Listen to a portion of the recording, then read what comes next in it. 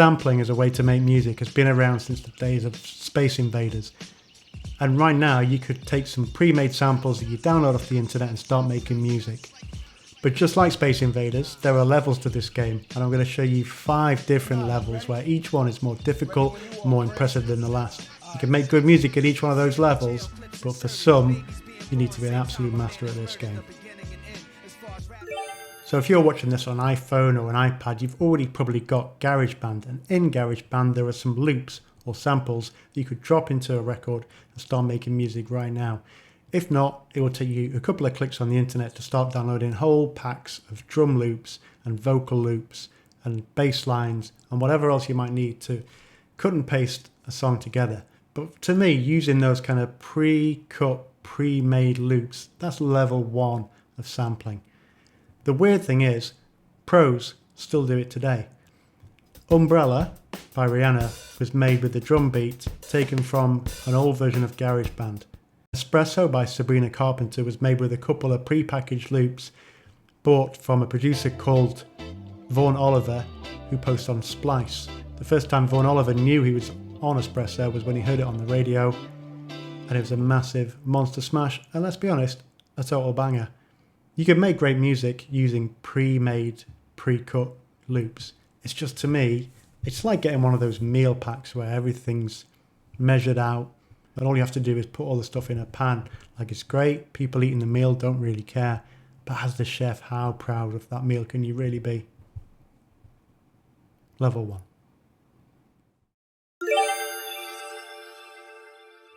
To get to level 2, you're going to need to find your own samples, and this is going to put you in the realm of being a crate digger. Crate digging, the name comes from searching through dusty old vinyl records in the back of a shop until you finally find that one incredible breakbeat that no one else has ever used and is just yours. But you don't really transform it in any way, you're just taking what's a really great sample and using it. I think whether you think a particular crate digging track is good or not kind of depends on your relationship with the sample. So when I heard Can't Touch This by MC Hammer, I thought it was very cool because I didn't know the Rick James sample that it came from.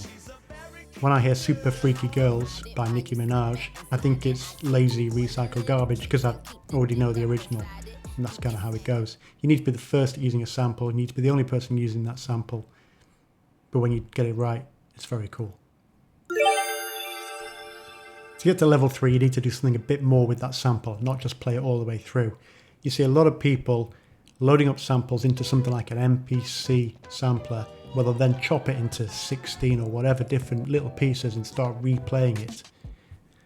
A great example of this for me is the work that Ayatollah did as a producer on Miss Fat Booty by Mos Def, and I realised how white I sound saying all of that stuff, where he took an Aretha Franklin sample, which was very cool in itself, and he played it in a way that was unique to him and made that song sound great and made that beat sound great.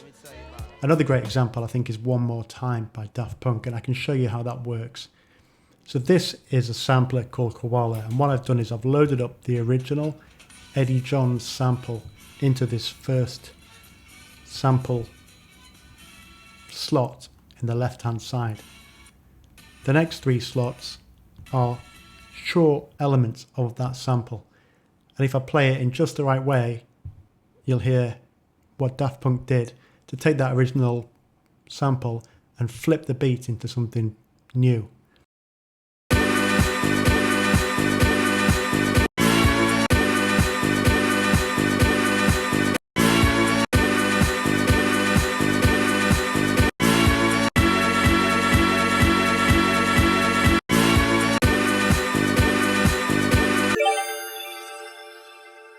Now for level 3, I still think you're taking stuff which sounds pretty cool and that most people would recognise as a good source material to sample. Level 4 is when you take something and completely change the context of it and use a sample that most people, 99.9% of people, would walk straight past. So take, for example, this Bollywood sample. You might recognise it as what eventually became Toxic by Brittney Spears, but I think it takes an incredible ear to hear that original piece of Bollywood music and to recognise that there's something in there you can put into a classic pop song.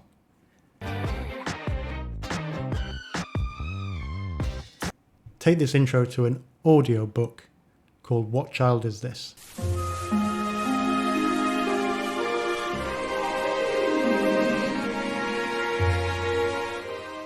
Now, that original very short clip of music is in the time signature 3/4. DJ Premier managed to take that and make an incredible hip-hop beat in 4/4 for Nas's like. The beginning and end. As far as rap goes, it's only natural. I explain my plateau and also what the... This sort of thing's incredible to me. Crate digging started off where you would take old James Brown records and old Lee Dorsey records and old funk stuff where you'd hear one bit of it and think, that's the bit, that's the sample. When a lot of that stuff started getting used up, you needed to become, as a producer, better at panning for gold and better at finding obscure stuff. And that's what level 4 is to me. Taking things completely out of context, things that don't sound like a sample, and making something absolutely amazing with it. Now, I think there's a level above level 4. If you gave me the original material and told me where you're trying to get to for the Nas track, for that Toxic record, I think I could get there by myself. But if you take something like Apricots by Bicep, if you absolutely signposted it to me and handed me those original samples on a plate, I still can't get to where they got to when they made that record.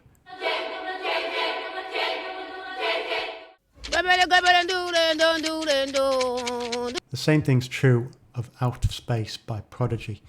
I've made a few videos where I've taken original samples and I've reproduced stuff by Fatboy Slim, Gautier, the Chemical Brothers, and it's hard, don't get me wrong, but you can get there. If you know what the samples are and you try real hard, you can get to something that sounds a bit like what they managed to produce. But I cannot make Out of Space by Prodigy.